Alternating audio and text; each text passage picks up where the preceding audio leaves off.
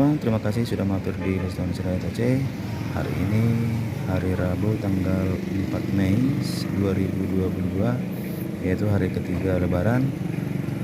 Ini kita melihat situasi di Pelabuhan Haji Bata yang mau menyeberang ke Pulau Samosir menggunakan armada kapal Ihan Batak dan juga KMP Pora-Pora. Oke teman-teman, kita simak situasi di Pelabuhan Haji Bata.